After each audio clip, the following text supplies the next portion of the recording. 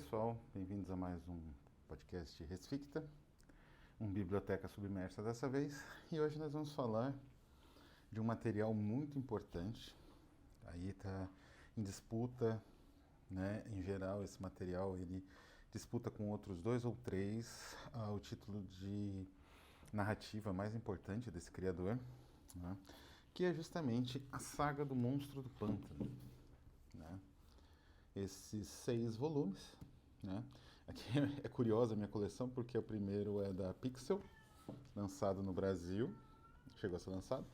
Os outros eu não sei se foram lançados, acabei comprando importado mesmo, são da DC americana. Nessa edição, digamos, de capa dura todos, né? Acho que é possível ver, esse é o sexto. É miando meu gato, chouriça, mas meia mais alto que eu falo. E esse material, então, foi publicado na revista Monstro do Pântano na época que o Alan Moore se tornou roteirista, junto dos desenhistas Steve Bissett e John Tobleben. Essa é a formação clássica, depois entrou Rick Veitch e Steve Alcala mais no final. O Tobleben, não sei se ele tinha um problema até de vista, ou Bissett, agora não me lembro. E isso começou em 84, né? Eu acho, inclusive, que um dos editores da própria revista Monstro do Pântano era o Len Wein.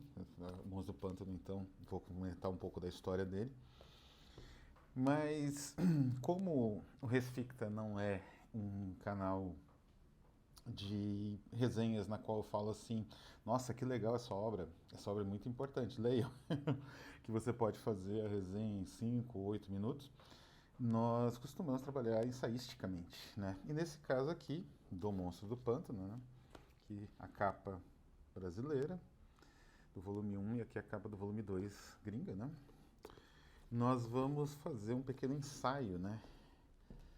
Em que vamos comentar a respeito dessa noção pós-humana no Monstro do Pântano, em comparação com uma obra que é citada no Monstro do Pântano, inclusive eu acho que é no volume 5. Tem uma história que cita diretamente com desenhos de Alfredo Alcala, ou é no volume 6, no último, que é uma história com Frankenstein, uma versão do Frankenstein que é o pai da Abe Cable, ou Abe Arcane, né, que é o nome dela, que é uma história inclusive que se passa no inferno, em parte, uma história bastante triste, muito boa, né, com o Frankenstein, né? Digamos assim, uma versão do Frankenstein. Ou seja, é consciente a referência e é consciente também a maneira como o Alan Moore desloca essa referência numa nova direção, que é uma direção pós-humana. Eu comentei a respeito disso, de como a narrativa de terror pós-humano, né, da era pós-humana, ela tem uma tendência a se afastar de certas noções românticas, que são noções consolidadas desde o Renascimento, mais ou menos, ou até de antes, desde a Idade Média, desde os pais da Igreja, desde os estoicos, a respeito da consciência e da racionalidade humanas. E o Alan Moore aqui ele faz um deslocamento clássico, né? Ele elabora um universo pós-humano muito bem construído, com ideias muito sólidas, muito sofisticadas para a época. Por isso, não por acaso eu comentei essa edição, né? Essa saga de 6 exemplares consta como uma das melhores obras do escritor inglês, né, do Alan Moore, em quadrinhos. Não é? Em geral, nas análises, nas listas, né? Tem muita gente que gosta de lista. Nas listas consta entre o top 5, né? Ou pelo menos entre as 10 melhores, sempre tem Monstro do Pântano, do Inferno, V de Vingança, o Miracleman e Watchmen, né? Dessas, com certeza, as 4 primeiras são as melhores, né? Eu gosto bastante do Watchmen, tem inclusive em edição Absolute. Esse aqui saiu em edição Absolute no Brasil, mas custa um rim e essa edição está boa, né? Não vejo grande problema, dá para ler bem. Embora no Brasil essa edição esteja esgotadíssima, né? Você tem que comprar como eu fiz, importado. Eu tenho então até a versão absolute do Watchmen, mas em termos, enfim, é inegável a influência absurda que o Watchmen teve nos quadrinhos dos anos 80 e 90, mas a influência mais subterrânea, mas muito mais persistente do Monstro do Pântano em vários universos audiovisuais é bem perceptível também, né?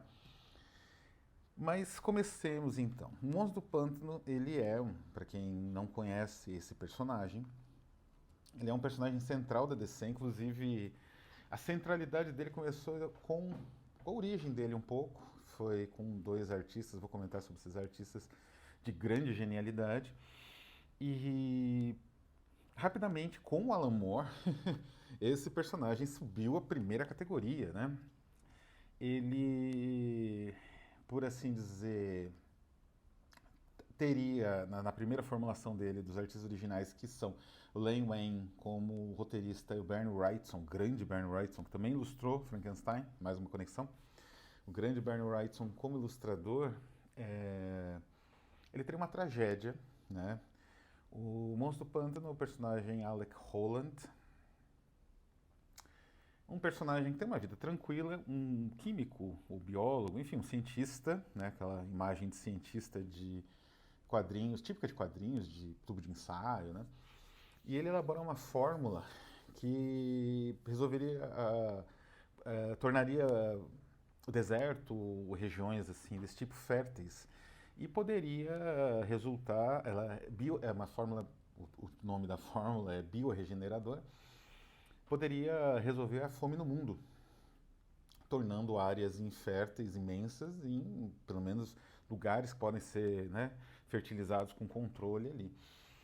Ocorre que, por um desse tipo típico de conspiração de quadrinhos, ele acaba sendo sabotado, né?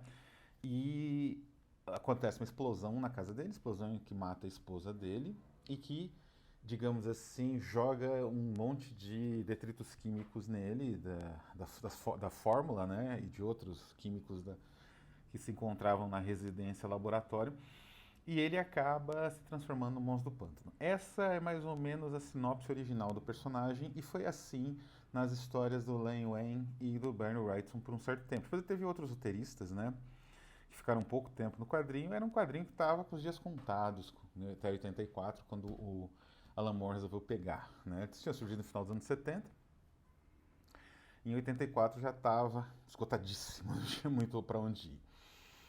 E vejam bem que trata-se de uma típica derivação da história do Frankenstein como o próprio Hulk, né?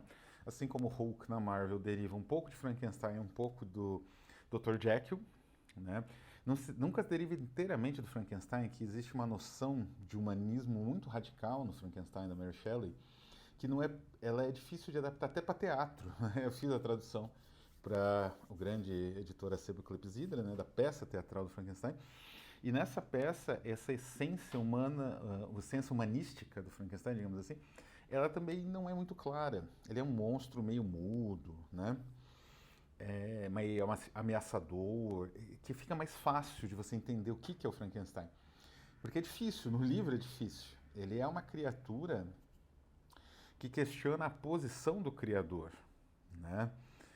Isso é bastante romântico, né? É uma concepção radicalmente humanística, politicamente eletrificada e radical de vários pontos de vista, né? É o típico radicalismo romântico, né? Muito bem representado aqui. Então é uma narrativa, de certa forma, que lida com conceitos do pós-humanismo, mas dentro de parâmetros ainda do humanismo clássico. Então você tem o criador e a criatura, essa oposição clássica, né? Isso existe nas fontes originais do próprio Frankenstein, como o Golem, né? Existem outros desdobramentos semelhantes ao Frankenstein anterior, imediatamente anteriores, né? Da alquimia, do Paracelso, né? O homúnculo e outras criaturas, né? Desse tipo. Existe também essa ideia do espelhamento, né? Entre o homem e a coisa criada, né? Então, o Frankenstein quer ter uma família, da mesma forma como o próprio Frankenstein quer ter uma família e, digamos assim, selada através do casamento, selada através do amor, né? Então, existem essas concepções e isso faz com que o Frankenstein se torne uma criatura pós-humana num contexto de humanismo radical, né? Que é esse contexto do romantismo. Nos quadrinhos a coisa começa a mudar, já no próprio Hulk, né? Quer dizer, a primeira coisa que se corta é o criador, de novo por conta da dificuldade de você colocar um criador e uma criatura em conflito, né? Então você não tem mais o criador, você só tem a criatura e o próprio cientista é o criador, né? Ele se cria. Ou ele, no caso do Hulk, ele tá ali e vai salvar o Rick, né? O rapaz que está tocando violão da explosão da bomba gama e absorve a radiação, né? Ou seja, ele desenvolve a bomba gama e ele mesmo absorve a radiação e se transforma na criatura. No Monstro do Pântano, a origem é semelhante. O Alec Holland desenvolve a fórmula bioregeneradora. Ele é vitimado pela explosão de uma sabotagem um pouco diferente, porque no Hulk, e aí o Hulk vai ter uma religação com o Dr. Jekyll, né? O Hulk, o Dr. Banner, ele sabe os efeitos da bomba, ele desenvolveu e ele voluntariamente vai salvar o rapaz, esperando talvez a morte, né? Não a perpetuação dele como um monstro e tal. No caso do Monstro do Pântano, é involuntário, quer dizer, ele não queria se transformar na criatura, né? E isso vai para um bom tempo, né? O Monstro do Pântano ele vai seguir um caminho interessante que é de vilões de um universo místico, ocultista, que o Alan Moore vai, assim, ele vai vibrar, né? O Alan Moore, ele mesmo é um mago, né? E ele tem textos de magismo, aliás, excepcionais, né? Sobre o tema. E ele vai vibrar com isso, porque é a chance de desenvolver uma ideia interessante do monstro do pântano como um ser muito peculiar dentro dessa armação espiritual ou ocultista, ou enfim, né? Extra-humana. Aí você já começa a sair, né, do humanismo tradicional nas concepções. Retomando um pouco a ideia de humanismo tradicional, que persiste no Frankenstein, como eu falei, é uma ideia de dignidade relacionada especialmente à racionalidade e à consciência, né? Se vocês lembram, a gente comentou sobre o Adorno, um vídeo passado, né, do início da campanha, que eu falei exatamente sobre isso, né?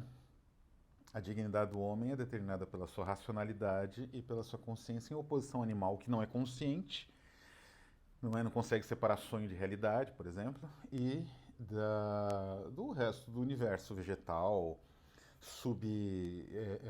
unicelular, que aí nem é racional, nem é nada. Ele funciona por um processo de divisão automático, né, para continuar vivo, os organismos. Então a mentira humana, a mentira da consciência e a mentira da racionalidade. Duas, dupla, né? Uma articula a outra. E o que acontece no Monstro do Pântano quando o Alan Moore chega? Ele chega num momento em que acontece um conflito, né, entre a Abigail Cable, o Matt Cable, que é o marido dela, que são uma espécie de sidekicks ali, de agentes que ajudam, agentes humanos que ajudam o Monstro do Pântano, que é o ser sobrenatural ou super-humano. E eles lutam com o Anton Arcane, né, que é o grande vilão, é um vilão paranormal, que vai voltar na primeira parte do... Né, a saga do Monstro do Pântano, ela é subdividida em várias partes. Então a gente vai chegar nisso. Ele vai voltar na primeira parte aqui. E na segunda parte, na verdade. E ele vai, por assim dizer... mas ele morre, aparentemente, no avião lá, num acidente de avião. Uma coisa assim, meio rocambolesca, típica de quadrinhos do início dos anos 80. É aí que o Alan Moore chega. Em teoria, o Monstro do Pântano teria desaparecido nesse conflito, então todo mundo acharia que ele estaria morto. O Alan Moore aproveita esse momento e ele começa a fazer um trabalho que não era muito comum em quadrinhos, né? Os quadrinhos, até os anos 80, eles seguiam longos arcos. É notável, por exemplo, o arco da Fênix Negra, né? Com argumentos de Chris Claremont e a ilustração de John Byrne. é um arco longuíssimo que começa lá, né? Quer dizer, num problema que tem no Clube do Inferno, né? E aquilo vai, se estende, tem um monte de idas e vindas e reviravolta. Parece uma novela, né? Como aquelas grandes novelas americanas, Chaparral ou Dallas, né? O soap opera americano, né? Que era de ano. Dallas acho que durou, sei lá, 10 anos, né? Uma coisa assim. O Alan Moore, ele faz uma ruptura, o que não é, como eu falei, não era muito frequente. Ele aproveita esse desaparecimento que seria resolvido se fosse um outro roteirista qualquer, provavelmente com o mundo reaparecendo. Olá, pessoal, sobrevivi, tá tudo bem com vocês? Né? Ele aproveita esse desaparecimento para reelaborar toda a origem do Monstro do Pântano, e é nesse momento que a pós-humanidade entra com bastante força. Por quê? Porque no universo do Monstro do Pântano, ele mesmo já não é mais Alec Holland, porque até então, né, estava estabelecido desde o Len Wein e do Ben Wrightson que o Monstro do Pântano era, na verdade, o Alec Holland ferido ou, enfim, numa espécie de relação simbiótica com um organismo vegetal. Mas ele teria, sei lá, partes do corpo dele vivo. Enfim, ele poderia talvez se recuperar, ser curado, digamos assim, da sua desumanidade. No Monstro do Pântano do Alan Moore, já acaba isso. Ele se baseia numa pesquisa, que eu não sei nem se é inventada, mas é muito interessante, é muito boa a ideia, de como as planárias conseguem lembrar, absorver a memória de uma planária consumida em canibalismo. Eles consomem, né, a planária consome pedaços de uma outra planária e aí ela consegue lembrar ou ter consciência de um labirinto que ela precisa atravessar. Essa experiência louca, deve ser inventada, mas é genial.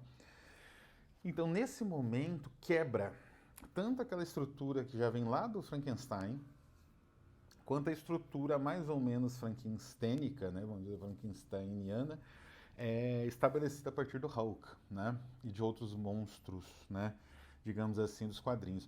Porque o monstro do pântano não é humano, ele é um ser vegetal cuja consciência humana é uma espécie de parasita da consciência vegetal dele.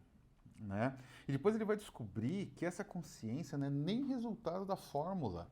Não foi nem a fórmula que criou o ser vegetal. Ou seja, ele não tem nada de humano. Nem a concepção, nem a origem, nada. Né? Ele é um elemental mesmo. É um elemental surgido por forças místicas, por forças não humanas e não racionais. Então isso é genial. Isso quebra, né? De cara.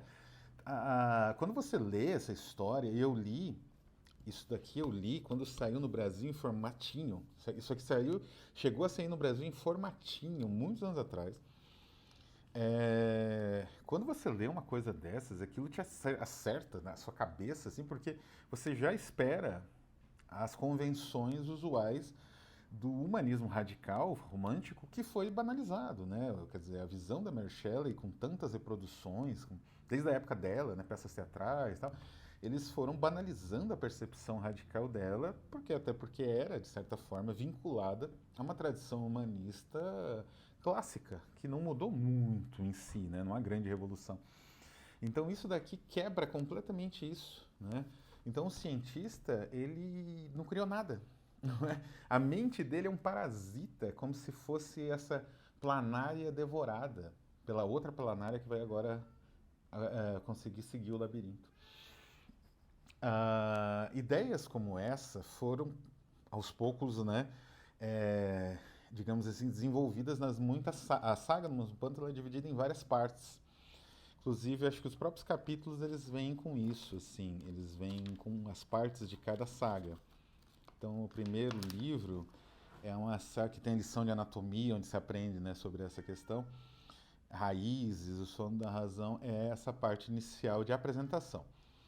Depois temos uma longa série de histórias de terror com Anton Arcane voltando dos mortos, com outros mortos, com demônios, na verdade.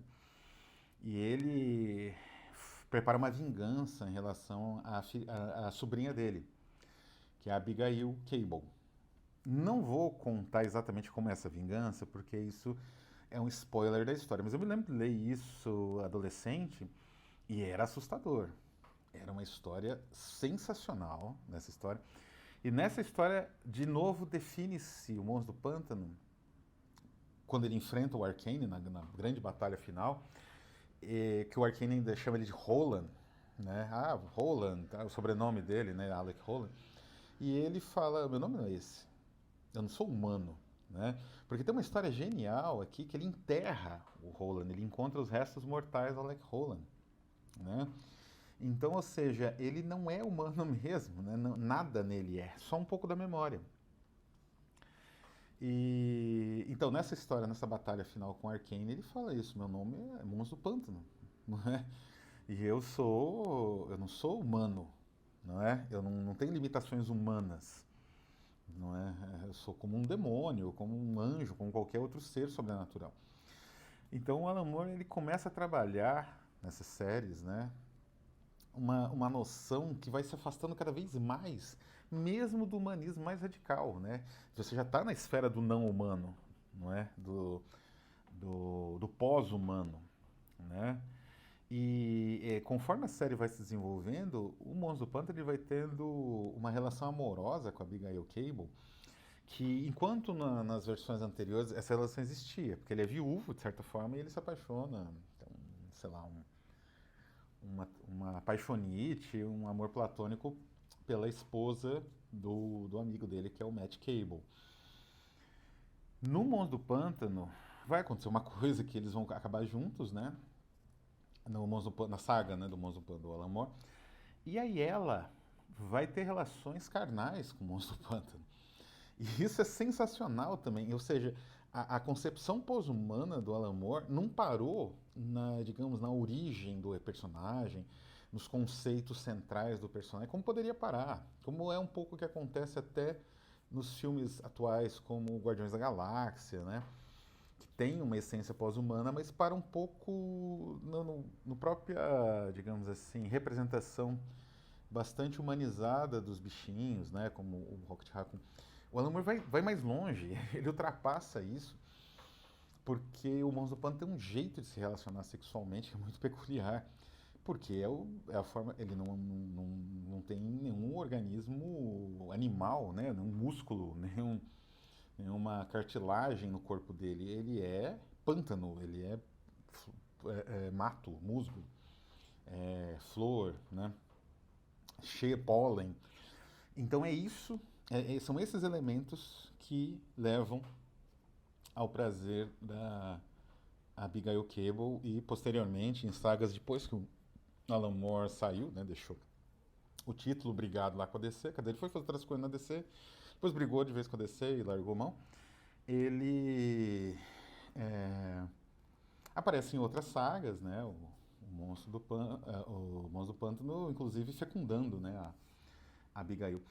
Então, perceba, né, como isso vai não só na direção biológica, né, do sexo entre diferentes espécies, né, que é uma planta consciente, com consciência, o que quebra toda aquela história de dignidade que eu falei, e uma mulher, vai também para um sentido, para outros sentidos. Eu já falei do sentido oculto, né, que vai ser mais desenvolvido ainda no gótico americano, né, que é a grande série central que pega mais ou menos os números centrais, né? Que o Lamour aproveitou a crise das infinitas terras para fazer o que ele queria, assim. É uma coisa incrível o gótico americano. E depois do gótico americano tem um aftermath, digamos assim, que é o retorno dele. A Abigail acaba sendo processada por ter sido vista transando com ele no mato, tiraram foto dela, né? E aí ele vai tomar o controle de Gotham como uma entidade terrorista, digamos assim, mas não exatamente terrorista, porque o que ele faz é o contrário do terrorismo. E aí é o último braço, né? Quer dizer, você tem o aspecto da concepção do próprio ser existencial, do ser pós-humano, o amor pós-humano, as concepções, digamos assim, as visões de mundo, e aí incluindo o ocultismo e outras formas de racionalidade pós-humanas, e depois, por fim, a política pós-humana, que é uma política anarquista, não é? Anarquista e socialista, pela dissolução do capital e pela dissolução do Estado junto, né? Que é a visão do próprio autor. Então, é praticamente um tratado de pós-humanidade em forma de quadrinhos e em forma de narrativa muito bem construída, na, que consegue criar efeitos únicos, né? Por conta exatamente, em parte, desse impacto de você estar diante de uma história que não é de um ser humano, não é de um herói, porque ele não é nem humano, né? Ele é um ser muito específico que segue seus próprios princípios, sua própria forma de entender o mundo. Ou seja, é uma HQ sensacional que pavimenta o caminho para obras como as do Brian Evenson, que estão na nossa atual campanha Crepúsculo da Humanidade. Então é isso, vou ficando por aqui. Um abraço a todos e até a próxima.